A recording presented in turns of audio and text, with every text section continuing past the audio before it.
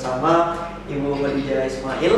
Dan perkenalkan nama saya Gilmore Rival Reza sebagai host di acara kali ini. Nah, sebelumnya Bu, apa kabarnya Bu?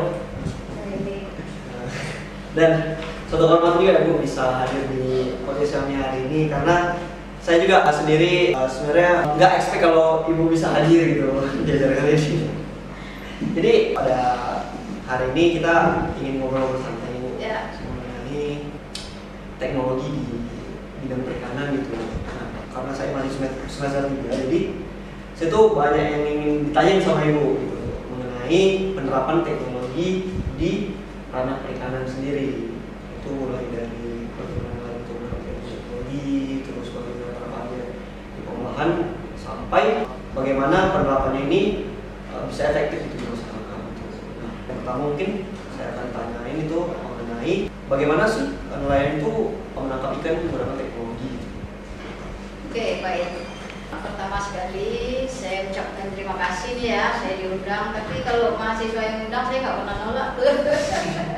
Baik di dalam maupun di luar, yang namanya mahasiswa muda, insya Allah saya sempatkan hadir ya. Kemudian tema hari ini terkait dengan teknologi, itu lebih pasnya tuh diundang memang orang IT ya, bukan di kita ya, tapi karena ini proses pembelajaran juga ya. Saya tanya tadi kepentingannya utama untuk kuliah, misalkan saja kita praktek komunikasi ya kan, kemudian kalau ditanya efektif atau tidak efektif itu kita harus kaji dulu tuh. Nah, mungkin mahasiswa bisa melakukan riset terkait dengan efektivitas penggunaan teknologi di dalam teknologi perikanan ya. Nah, kalau berbicara teknologi itu kan luas juga ya. Nah, luas sekali, banyak jenis dan sebagainya ya. Nah, ini kita mau fokus ke teknologi seperti apa gitu ya. Nah, kalau dilihat dari era digital sekarang ya, yang paling dekat itu teknologi berbasis digital tentu kan ya. Tapi dengan base-nya masyarakat nelayan kita yang pendidikannya relatif masih rendah, pengetahuannya juga masih rendah, keterampilannya juga masih rendah. Mungkin kita bisa memulainya itu dari SDM masyarakatnya dulu gitu. Jadi pembangunan masyarakat pesisirnya seperti apa dulu, kesiapan mereka untuk menerima teknologi itu, kesiapan mereka untuk mengadopsi teknologi itu. Dia memahami dengan baik, sehingga ketika mereka bisa memahaminya dengan baik, apa manfaat teknologi ini buat mereka, tentu teknologi ini akan dimanfaatkan oleh mereka dan itu akan membantu dalam upaya meningkatkan kesejahteraan mereka, yang meningkatkan pendapatan mereka dan seterusnya seperti itu. Jadi saya belum bisa menjawab efektif atau tidak efektifnya karena pertanyaannya juga belum fokus nih di dalam konteks apa gitu ya. Baik, jadi memang menarik kalau kita bahas mengenai teknologi di bidang perikanan ini. Sementara kalau kita lihat sendiri nelayan kita memang dari segi SDM-nya masih bisa dibilang ya masih di bawah gitu ya. Tapi saya ini kan termasuk salah satu orang pesisir ya. Nah, jadi saya tuh ada menemukan beberapa nelayan di kampung saya itu menggunakan GPS untuk menangkap ikan, dan dari GPS itu mereka tahu tuh di mana lokasi karang, ikan. Nah, namun dari penggunaan GPS ini itu tetap membawa mereka tuh ke negara seberang gitu. Nah, sebetulnya saya ini tinggalnya di Batam. Ya, di Blang Padang lah tempatnya. Nah, coba nelayan Blang Padang tuh pakai GPS karena kasih kan lihat karang segala macam, mereka tuh terbawa sampai ke Singapura, Malaysia, dan banyak kasus mereka itu dipulangkan. Nah, bagaimana anggapan Ibu? Itu kan ada sisi positifnya dan ada sisi negatifnya. Yang dibawa ke Batam apa tadi? Pakai GPS mereka tuh sampai nyasar ke negara seberang. Oh, salah sasaran. Iya. Salah sasar. Ya, itulah tadi ya. Sebelum penggunaan teknologi, memang kita harus membekali dulu masyarakat nelayan itu manfaat teknologi, bagaimana memanfaatkan teknologi, itu harus diberi dulu bekal pengetahuan itu, pelatihan dan sebagainya. Bukan semata-mata nih ada teknologi nih, ini baik untuk nelayan nih gitu. Nggak bisa asal beri bantuan begitu saja. Jadi sebelum bantuan itu diberikan, masyarakat itu diberi bekal pengetahuan keterampilannya yang cukup baik dulu gitu, sehingga dia bisa memahami, misalnya nih ya contoh, dia tahu batas wilayah ya. Jadi oh ini kita apalagi di KEPI ya, kita ini berada di wilayah perbatasan. Jadi masyarakat tuh mengerti lah, wah ini wilayahnya Indonesia, ini wilayahnya luar Indonesia, dan ketika mereka melakukan pelanggaran wilayah, apa yang menjadi konsekuensi mereka sebagai nelayan dan seterusnya. Jadi yang pengetahuan yang sederhana itu tapi penting, sehingga ketika mereka memanfaatkan teknologi itu mereka bisa oh yang tepat sasaran itu seperti apa ya kan. Nah khawatirnya nanti bukannya malah manfaat, malah dapat masalah buat mereka ya kan.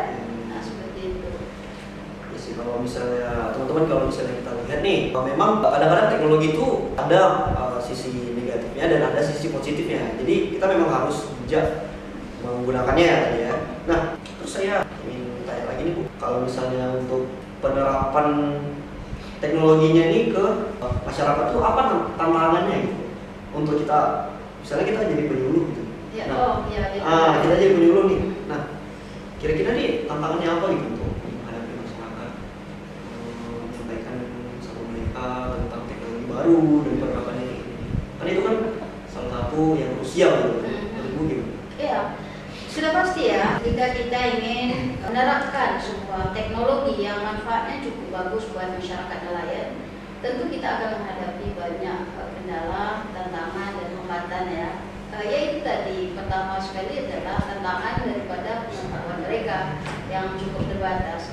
Jadi ketika mereka tidak memahaminya cukup baik ya, itu bisa saja yang harusnya mereka punya perspektifnya positif, jadinya perspektifnya negatif. Nah, padahal teknologi yang akan kita tawarkan itu adalah teknologi yang bisa meningkatkan kesejahteraan mereka juga gitu ya.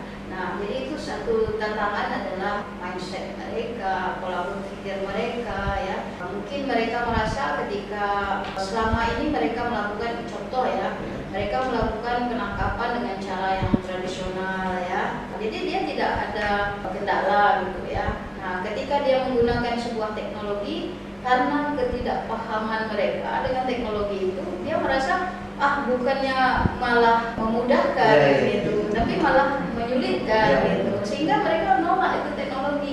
Padahal teknologi itu fungsinya kan untuk memudahkan, untuk memberi solusi kepada masyarakat ya. Contoh ketika dulu ya, zaman dulu orang masak air pakai kayu dan sebagainya, itu membutuhkan waktu yang berapa lama. Nah sekarang tidak perlu dengan seperti itu, dengan teknologi air minum ya.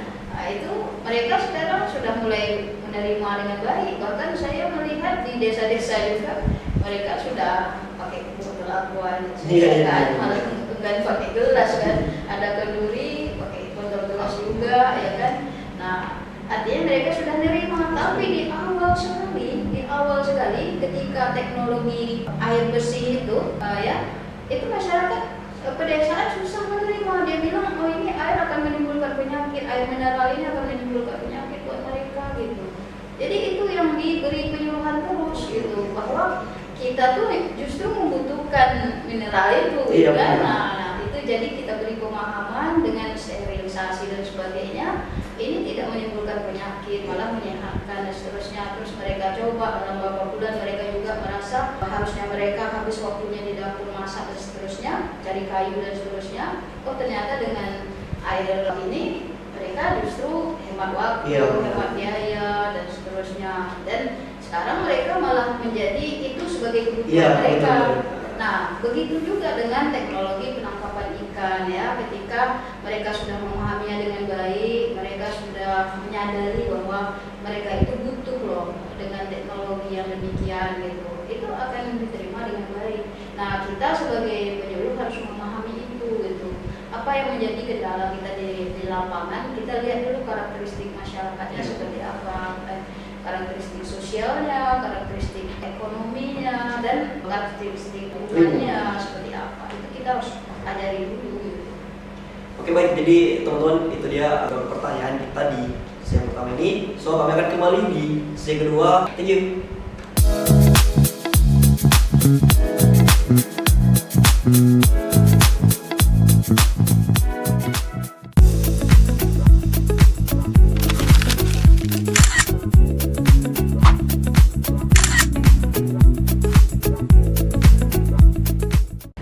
teman-teman, jadi tadi kami break sebentar karena lumayan capek juga ya kalau kita ngomongin. Nggak capek. Santai aja. Iya, jadi mungkin kita bisa next bertanya-tanya langsung sama Ibu Khadijah, mumpung beliau masih stay di sini juga. Next kita akan menanyakan, kita udah bahas tadi tentang teknologi, mulai dari penerapannya, terus gimana cara penyuluhannya, ya kan? Sekarang saya mau tentang dampak teknologi ini terhadap lingkungan gitu. Ya, oke baik, terima kasih. Jadi kalau berbicara dampak daripada sebuah teknologi itu ada plus minusnya, apapun itu teknologinya, ya. Tetapi kita bisa menekan yang minusnya bisa menjadi plus, itu bisa. Nah itu tadi, ketika masyarakat memahami dengan baik bagaimana memanfaatkan teknologi itu apa, bagaimana menggunakan teknologi itu, ya.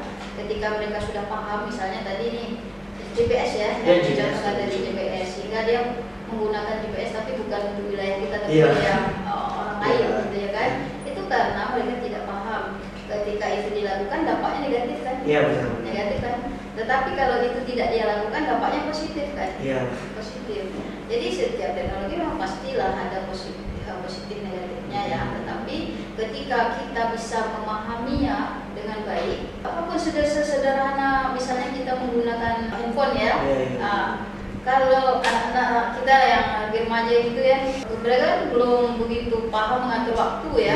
Nah, ketika mereka tidak paham mengatur waktu, maka handphone tadi bukan menjadi hal yang positif buat mereka, justru menjadi hal yang negatif. Kenapa itu terjadi? Karena mereka tidak memahami dengan baik bahwa handphone itu fungsinya apa. Nah, kalau mereka media sosial kan usia mereka berapa, apakah sudah pantas mereka menggunakan media sosial gitu ya. Nah, dampaknya apa ketika umurnya belum cukup tapi sudah aktif di media sosial, kan banyak sekali sekarang penipuan melalui media sosial dan sebagainya ya. Di kelas 6 juga kena biasanya. Nah, itu karena mereka tidak begitu memahami fungsi teknologi itu dengan baik. Nah, jadi kalau mereka paham, terus mengerti pula dengan bagaimana menggunakannya, kapan menggunakannya, di mana menggunakannya dan seterusnya, itu akan menjadi hal yang positif. Karena pada prinsipnya teknologi itu kan untuk menjadi solusi, memudahkan gitu. Tetapi kalau yang menggunakannya tidak paham dengan baik, ya itu menjadi hal yang negatif. Itu teman-teman, jadi untuk pengguna teknologi nih ya harus dipelajarin dan penerapannya tuh juga harus tepat gitu. Karena mungkin waktu kita ini udah gak banyak lagi ya, kita langsung ke pertanyaan terakhir lah. Ini mungkin harapan Ibu sebagai founder Sosial Ekonomi Perikanan, dimana juga saya juga ini Sosial Ekonomi Perikanan, dan bagaimana harapan Ibu untuk teknologi di dunia perikanan ini ke depannya? Kalau saya sih optimis sekali bahwa di bidang perikanan ini dengan teknologi itu sangat dan sangat membutuhkan ya, dan sangat yakin itu bisa diterapkan ya, karena sekarang sudah banyak sekali teknologi berbasis digital di bidang perikanan ya, misalnya untuk menekan tindakan illegal fishing, sekarang sudah ambil juga ya alat yang terus. Untuk mengetahui pendapatan nelayan juga sudah ada berbasis IoT dan sebagainya. Itu kan bisa diketahui produksi perikanannya, pendapatan mereka, jenis-jenis ikan itu kan sudah bisa diketahui berbasis IoT ya. Jadi teknologi dengan perikanan itu satu senyawa gitu yang tidak bisa dipisahkan nantinya. Jadi harapan saya ya mahasiswa harus update dan upgrade, upgrade. Jadi jangan gaptek lah ya, harus ngikutin lah ya kemajuan teknologi itu, jangan masih dengan cara-cara yang lama lah ya. Saya pikir mahasiswa masih bisa itu. Oke, baik teman-teman. Jadi tadi kita udah dengerin semua jawaban-jawaban dari Ibu Khadijah dan saya sendiri sangat dapat pengetahuan baru gitu kan dengan jawaban-jawaban dari Ibu Khadijah tadi. Dan untuk teman-teman juga saya harapkan bisa mendapat pengetahuan baru dari apa yang udah kami obrolin tadi ya Bu ya. Itu jadi harapan saya gitu untuk teman-teman. Dan sebelumnya terima kasih juga Ibu udah menyempatkan waktu untuk hadir bersama kami di awal ini. Dan saya Ibu jangan kapok ya Bu kalau misalnya kami undang-undang lagi gitu. Enggak lah, pastinya. Kan untuk mahasiswa ya. Ya soalnya belakangan ini dosen-dosen masih sibuk.